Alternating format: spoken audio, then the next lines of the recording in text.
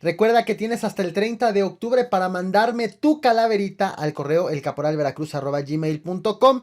Haré una transmisión especial el 1 de noviembre con las mejores calaveritas y las seleccionadas como 5 mejores, pues los autores se llevarán un fantástico, bueno, no, cada quien se va a llevar un fantástico premio.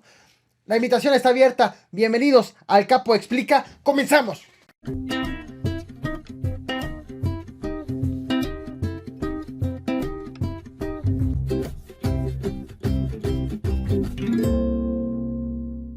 El ministro más polémico de la década finalmente renunció al cargo, no sin antes abonar en otra polémica.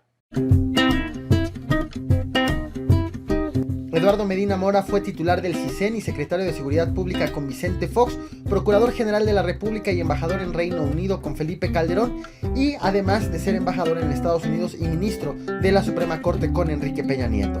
Para que la renuncia como ministro que presentó este 3 de octubre se haga efectiva, debe ser aprobada por el Senado y por el presidente Andrés Manuel López Obrador, según lo establece el artículo 98 de la Constitución. Eduardo Medina Mora fue un ministro muy polémico desde el momento de su postulación en la terna por parte de Enrique Peña Nieto, debido a que tiene un largo historial desde las administraciones del PRI y del PAN, por lo cual fue considerado alguien incapaz de ser imparcial. Vamos a revisar las polémicas en las que ha estado involucrado precisamente Eduardo Medina Mora.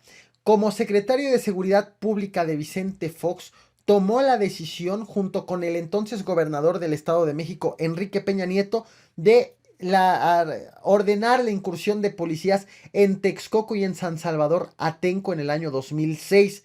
Fue cuando entonces hubo detenciones arbitrarias, denuncias de abuso sexual, torturas y 2 muertes.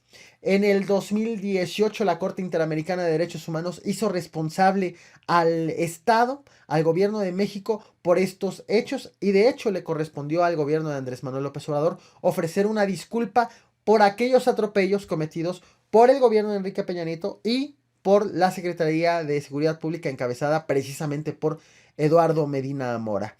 Como procurador de Felipe Calderón estuvo envuelto en muchos escándalos. Por ejemplo, respaldó una reforma para clasificar como información reservadas averiguaciones previas de funcionarios que estaban implicados en delitos de guerra. De tal forma que esta clasificación permitió que permanezcan en la opacidad las investigaciones por muertes violentas de 200,000 personas y desaparición de 300,000 personas. También puso bajo reserva información de la flota de helicópteros con valor aproximado de 200 millones de dólares de la entonces Procuraduría General de la República, en donde se pone bajo reserva, es decir, se oculta la información como precios, modelos, la capacidad de las aeronaves, la antigüedad, horas de vuelo, entre otros detalles. También puso bajo reserva los registros de las cosas que fueron aseguradas a la banda de Daniel Arismendi. Cosas que fueron aseguradas como las cuentas bancarias, el dinero, las joyas, inmuebles y todo lo que le encontraron. Además, también puso bajo reserva las averiguaciones que hubo en contra de Genaro García Luna cuando este Genaro fue secretario de Seguridad Pública y se encargó del caso Florence Cassés, ese polémico caso. Además, como servidor público de los años 2000 al 2015, hizo Eduardo Medina Mora presentó varias declaraciones patrimoniales, como está obligado los servidores públicos. Sin embargo, él decidió no hacer público su patrimonio. Son declaraciones patrimoniales que prácticamente iban en blanco, en donde decía que no hacía público su patrimonio y tampoco sus posibles conflictos de interés. Además, también fue vinculado con recomendaciones que hizo la Comisión Nacional de Derechos Humanos, recomendaciones que no atendió y quedaron archivadas. Recomendaciones por el caso de San Mateo Atenco, recomendaciones por el caso de las muertes de 2 obreros que formaron parte del movimiento de trabajadores siderúrgicos en Lázaro Cárdenas, en Michoacán, y por la muerte de 65 mineros en Pasta de Conchos. Seguramente un evento que fue bastante polémico. Como ministro de la Suprema Corte de Justicia de la Nación, Su designación fue más que polémica, de manera evidente, por todos los episodios que había venido viviendo con la administración de Felipe Calderón y con la administración de Enrique Peña Nieto. Él llegó como parte de la terna presentada por Enrique Peña Nieto al Senado, y entre los fallos que tuvo como ministro y que fueron también muy polémicos, está el caso ligado a César Duarte, exgobernador de Chihuahua. Falló en favor de Enrique Peña Nieto para que no se investigue, no se le siga el hilo de los desvíos de recursos del gobierno de Chihuahua para favorecer al PRI nacional. Por ejemplo, Peña Nieto presentó una acción de inconstitucionalidad para evitar las investigaciones precisamente en contra de su personal, de su equipo, por estos desvíos. Y Eduardo Medina Mora aceptó precisamente esta acción a trámite esta acción de inconstitucionalidad, lo cual sirvió para evitar que los estados, los gobiernos estatales, puedan investigar a funcionarios federales por delitos como el desvíos millonarios durante las campañas electorales en favor del PRI. Otra de la polémica, quizás la más reciente y la que se está recordando en este momento, no necesariamente la más importante, como ya lo habrán podido notar, fue el caso de las cuentas millonarias. El Departamento del Tesoro de Estados Unidos reveló que detectó movimientos de entre 2 millones y 5 millones de dólares en las cuentas de Eduardo Medina Mora entre los años 2016 y 2018. Eduardo Medina Mora justificó que eran movimientos que fueron entre sus propias cuentas, que tenía de otros bancos, y que dijo, sí, son movimientos, pero es un dinero que yo ya tenía legalmente obtenido. Al respecto, porque esto ya ocurrió en la administración de Andrés Manuel López Obrador, Santiago Nieto, el titular de la Unidad de Inteligencia Financiera, informó que ya estaban investigando precisamente esta información, los depósitos y el origen del dinero. También otra de las polémicas fue visto en la fiesta de la hija de Juan Collado, ese abogado polémico que se encuentra actualmente en prisión, y en una fiesta en donde estuvo Enrique Peña Nieto, entre otros muchos servidores públicos. Y la última polémica, la más fresca, precisamente la polémica de hoy, que dejó prácticamente unas horas antes de presentar su renuncia al cargo, estuvo en torno del caso de El Bronco. Si quieres más detalles de este tema del Bronco, te invito a que veas este video, pero de manera de resumen, resulta que a raíz de que El Bronco usó a empleados del gobierno de Nuevo León en horario laboral para que reúnan firmas, para que pueda obtener el registro de su candidatura independiente para la presidencia de la República, el Instituto Nacional Electoral ordenó sancionar a El Bronco. Sin embargo, El Bronco ha venido impugnando esta sanción de tal manera que cuando se empezó a hablar de la sanción en el Congreso de Nuevo León, que es al Congreso estatal al que le corresponde imponerle la sanción al gobernador, en el Congreso de Nuevo León se empezó a barajear la idea de destituir al Bronco de la gubernatura como sanción. Y por eso es que el Bronco empezó a impugnar.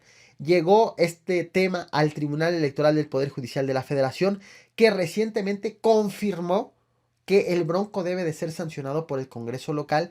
Entonces el Bronco presentó una acción de inconstitucionalidad ante la Suprema Corte de Justicia de la Nación, y el caso llegó a Eduardo Medina Mora, quien hace unas horas resolvió que aceptaba a trámite esta acción de inconstitucionalidad. Esto significa que dijo, está bien, vamos a revisarlo. Mientras tanto, está prohibido al Congreso de Nuevo León que sancione al Bronco, porque estamos revisando la legalidad de este proceso de sanción, de que no vaya en contra de alguna otra ley existente, lo cual le permite al Bronco pues ganar tiempo, evitar que sea sancionado por ahora, y es una acción de inconstitucionalidad aceptada a trámite que va a llevar mucho tiempo, y va a llevar más tiempo resolver si se impugna, porque son procesos sobre procesos ya en marcha.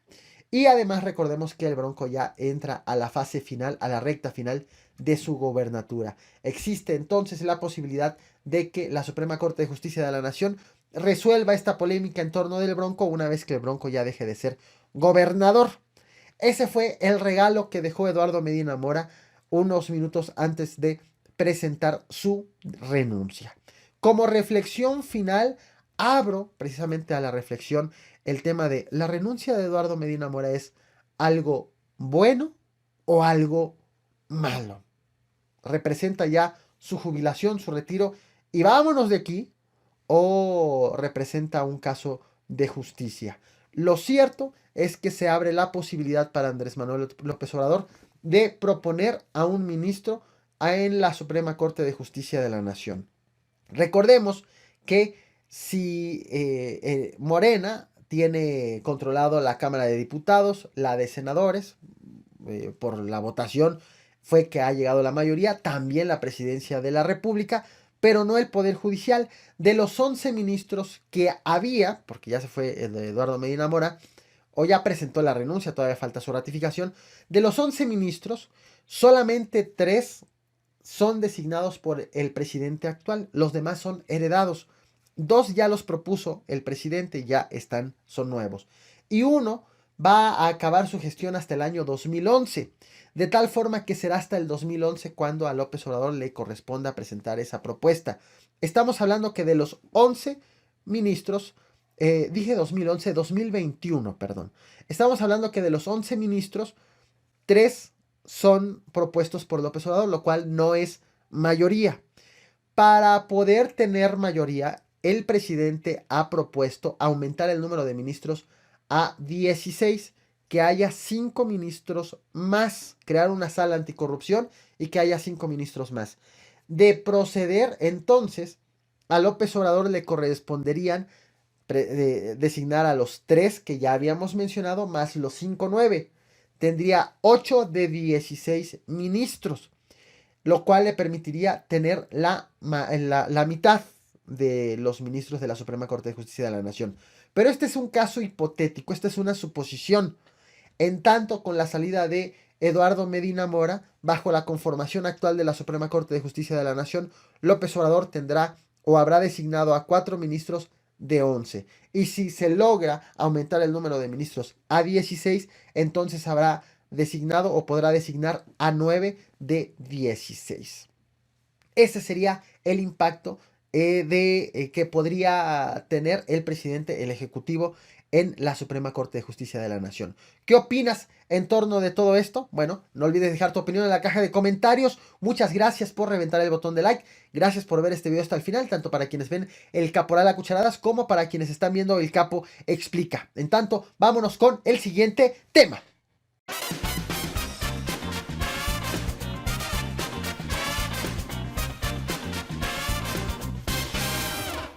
Hoy fue la comparecencia del secretario de Educación Esteban Moctezuma en el Pleno de la Cámara de Diputados, donde lo criticaron por presuntamente entregar el sector educativo a la CENTE y por permitir la reducción de presupuesto en este rubro.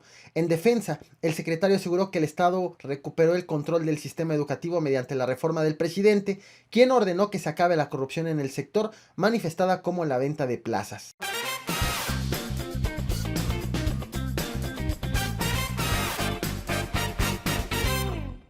El presidente Andrés Manuel López Obrador irá mañana al estado en donde más se roba gas LP.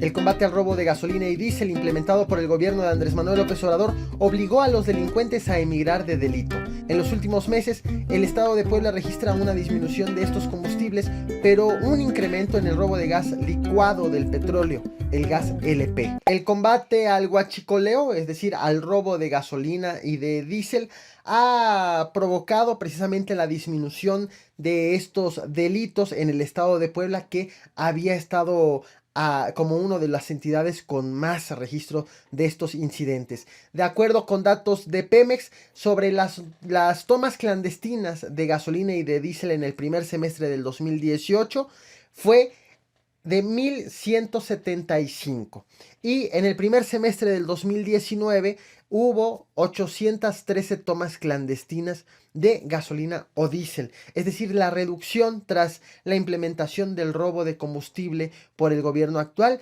fue del 30% en este incidente. Sin embargo, mientras el gobierno federal combate el robo de gasolina, empezó a incrementar el robo de gas LP.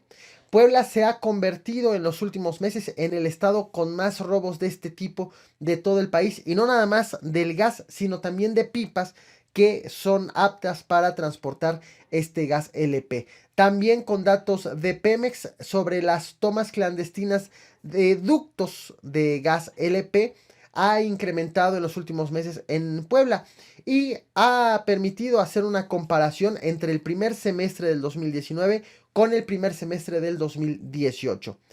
En el primer semestre del año pasado hubo 41 tomas clandestinas y en el primer semestre del 2019 fueron registradas 319 tomas clandestinas de gas LP. Además, este delito ha ido incrementando, ha ido ganando terreno dentro del mismo estado de Puebla. Datos de Pemex señalan que el número de municipios donde fueron detectadas tomas clandestinas de gas LP en el 2018, durante el primer semestre, fue de 10, y en el primer semestre del 2019 han detectado este delito en 17 municipios, siendo Tepeaca el municipio con más tomas clandestinas de gas LP. Han detectado en lo que va del año 106 tomas clandestinas, cuando en todo el año pasado fueron registradas solamente 15. Producto de este auge, de este nuevo delito en el estado de Puebla, han habido ya enfrentamientos entre la Guardia Nacional contra delincuentes, contra gaschicoleros, como les dicen, o los que se dedican al huachigaseo. También es otro de los términos que se están empleando precisamente para el robo del gas LP. Y estos enfrentamientos han sido registrados también en municipios de Acajete, San Martín Texmelucan, Cuautlancingo, Tepeaca y Amozoc. Pero el delito no ha quedado solamente en las tomas clandestinas y en robarse el gas LP, sino también en el robo de pipas. En cuanto al robo de pipas, existe información que ha proporcionado el Instituto para la Gestión, Administración y Vinculación Municipal, que señala que en el primer semestre del 2018 fueron registradas 40 pipas robadas, pipas de gas, y en el primer semestre del 2019 han sido registradas 76 robos de pipas de gas. El incremento es del 89%.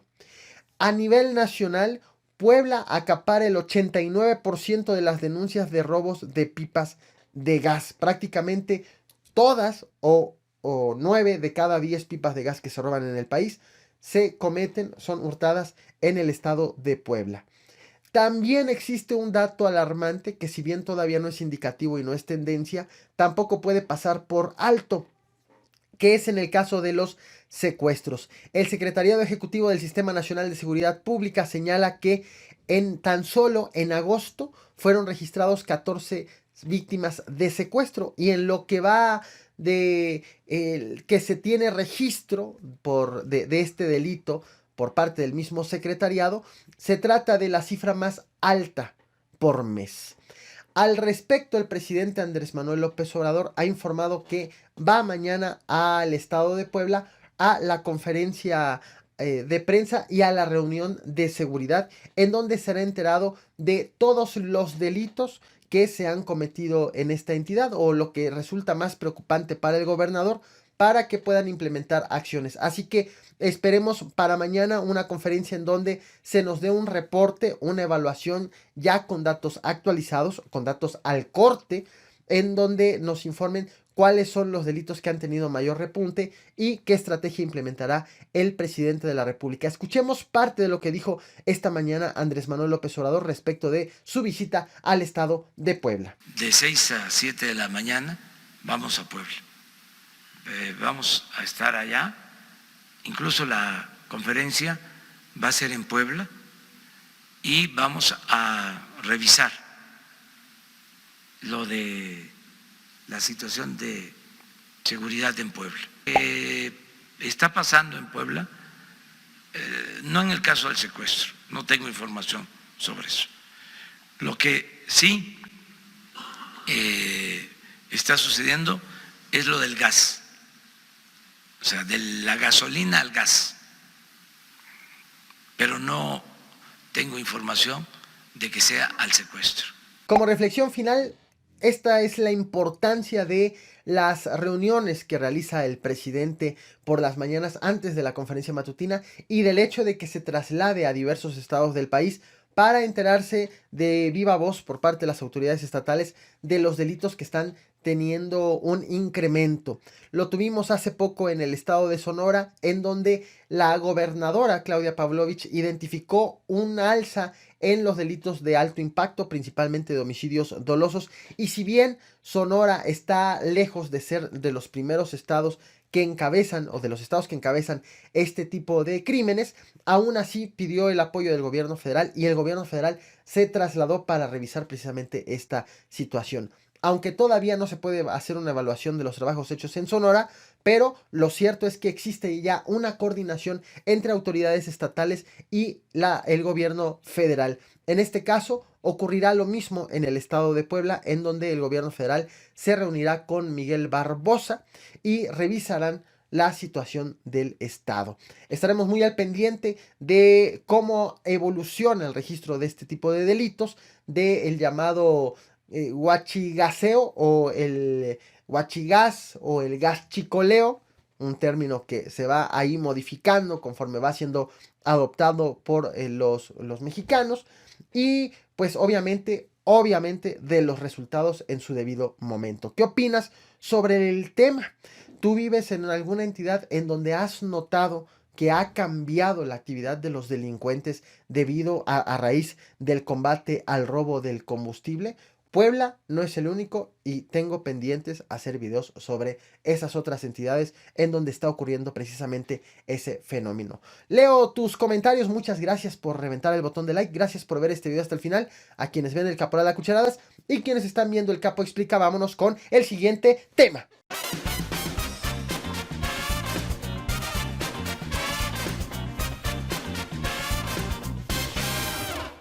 Inauguró obras y hasta dio el grito de dolores vía telefónica desde una prisión de alta seguridad en Durango como alcalde de Amacuzac. Fue hasta hoy cuando ese municipio del estado de Morelos decidió nombrar como presidente municipal suplente a Ramiro Iturbe Parra, para que el alcalde electo Alfonso Miranda Gallegos, acusado de secuestro y delincuencia organizada, no siga mandando desde la cárcel. Vaya cosa.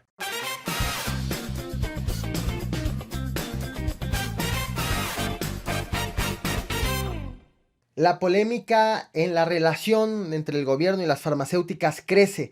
Ahora fue encontrada una bacteria en ampolletas que se suministran a niños con cáncer.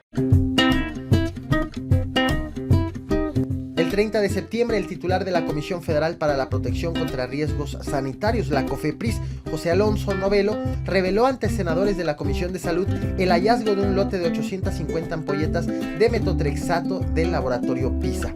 Aunque aclaró que la bacteria no provoca enfermedad alguna, sí reconoció la existencia de la posibilidad de que provoque problemas a un sistema inmunológico deprimido. Recordemos que en estas semanas nos encontramos en un momento en donde los secretarios, en donde los subsecretarios, en donde los titulares de algunos organismos se están presentando ante la Cámara de Diputados y la Cámara de Senadores a rendir cuentas con motivo del primer informe de gobierno del presidente Andrés Manuel López Obrador.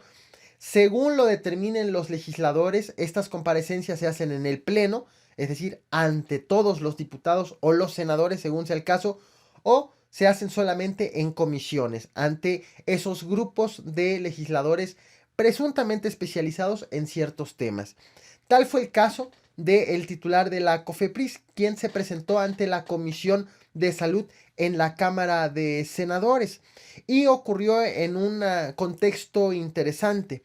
A esa reunión, a esa comparecencia, acudió también el secretario de Salud, Jorge Alcocer, pero acudieron también los papás de los niños con cáncer que están siendo atendidos en el hospital infantil y en donde hace unas semanas hubo un desabasto de este medicamento, el metotrexato, y hubo una manifestación precisamente de estos padres de familia para exigirle a las autoridades el abasto necesario de este medicamento. El titular de la COFEPRIS hizo una aclaración respecto del desabasto del metotrexato en los hospitales y respecto de las causas de este desabasto. De entrada reconoció que la producción de este medicamento en la farmacéutica PISA fue suspendida, pero Dijo que no fue por faltas administrativas como habían estado informando las autoridades del sector salud originalmente. Dijo que fue porque la farmacéutica no cumplió con las normas de esterilidad, y lo cual puede poner en riesgo a la población que consume estos medicamentos. En específico, habló de la bacteria encontrada en las ampolletas, en un lote de ampolletas de metotrexato, una bacteria llamada Bacillus simplex, y que fue encontrada en un lote de 850 ampolletas. De acuerdo con el titular de la COFEPRIS, este medicamento no pasó la prueba de esterilidad y encontraron la contaminación por bacteria en las bolsas de estos medicamentos. En cuanto se enteraron de este problema, dieron aviso a los hospitales que tienen este medicamento y que recibieron este lote, pues para obviamente tomar precauciones. Al respecto también estuvo en el lugar, en la comparecencia, Jorge Alcocer, el secretario de Salud, quien fue severamente criticado por principalmente los padres de familia que fueron invitados a esta reunión. Jorge Alcocer negó en su momento, hace unas semanas, cuando hubo desabasto de metotrexato en algunos hospitales en la Ciudad de México, y que los padres de familia se estuvieron manifestando, los padres de familia, los padres de los niños hospitalizados en esos lugares. En aquella ocasión, el secretario de Salud negó la existencia del desabasto del medicamento y llegó a decir que si hubiera desabasto no pasaba nada, que ningún niño se iba a morir por la falta de medicamento y se lo podían aplicar al día siguiente cuando ya hubiera ese medicamento. Tantas fueron las críticas en su contra que fue obligado a ofrecer una disculpa pública. Incluso lo mencionó el presidente de la República en una conferencia matutina. Pese a que ya ofreció una disculpa pública, pues en esta comparecencia volvió a reconocer su error ante los padres de familia. Dijo que él dijo mal, él habló mal, él se expresó mal, vaya, en el sentido de que se equivocó al expresarse y se entendió peor lo que dijo, por lo que llegaron las críticas y esto le sirvió para tener un aprendizaje. Recordemos que posteriormente ya la versión oficial fue, aunque de manera inmediata fue de negar el desabasto, posteriormente se reconoció que hubo un desabasto precisamente en la renegociación de las relaciones y en el proceso de compra de este medicamento, así como las sanciones. Originalmente se dijo sanciones administrativas contra farmacéuticas que vendían este medicamento, de lo cual amplió el titular de la COFEPRIS que se trataba precisamente de esta bacteria y que es un tema que están atendiendo actualmente. Y durante la comparecencia, pese a las aclaraciones que hizo el secretario, los papás de los niños que están hospitalizados cuestionaron el sistema de distribución del metotrexato. Es más, dijeron, ¿cómo es posible que el secretario diga que hay medicamentos, este medicamento para 4 meses en los hospitales y que solamente se haya distribuido el equivalente a el abasto de un mes? Por lo que adelantaron los padres de familia, no van a dejar de criticar y de cuestionar el trabajo de las autoridades hasta que vean los medicamentos en los hospitales. No los va a satisfacer las promesas, los dichos, las aclaraciones, las disculpas que den finalmente el secretario y las autoridades del sector salud, sino hasta que vean los medicamentos en los hospitales, entonces van a cesar las críticas. Así la situación en la comparecencia del secretario de Salud y del titular de la COFEPRIS. Como reflexión final destaco que en torno del caso de los medicamentos, en específico de tratamiento del metotrexato y del tratamiento para el cáncer en niños, hubo una mezcla entre irregularidades con las farmacéuticas y revisión de procesos de contratación por parte del gobierno con los mismos tropiezos del gobierno. Por un lado, recordemos, se revisan los contratos, los procesos de compra, pero por el otro lado, el gobierno niega la existencia del desabasto. Posteriormente sí lo reconoce, pero cuando ya explica por qué hubo desabasto de este medicamento. Lo cual, obviamente, al recibir mensajes contradictorios, los padres de los niños hospitalizados, los niños quienes menos culpa tienen, pues los padres se ven obligados a manifestarse y a hacer más evidente el problema, lo cual orilló también a las mismas autoridades del sector salud pues a poner orden desde en lo que estaba ocurriendo hasta en lo que están diciendo. Los padres de familia se han organizado y han garantizado que no van a cesar sus protestas hasta que tengamos claridad sobre el tema, lo cual es enhorabuena, es de celebrar, porque es a las autoridades a quienes corresponde informar y esclarecer las cosas a nosotros los ciudadanos. Las relaciones y los problemas que tengan con los proveedores es algo que tienen que resolver las autoridades, y son las autoridades las obligadas a, final de cuentas, ofrecer resultados. Estaremos al pendiente de cómo evoluciona todo esto y obviamente el abasto de estos medicamentos. ¿Qué opinas al respecto? No olvides dejar tu opinión en la caja de comentarios. Muchas gracias por ver este video hasta el final. Gracias por comentar, por compartir, tanto para quienes ven el Caporal a cucharadas como para quienes están viendo el Capo Explica. Y gracias por reventar el botón de like. Nos vemos en el nocturno. Justo ahora escribo el link en esta transmisión en vivo. Gracias por reventar el botón de like.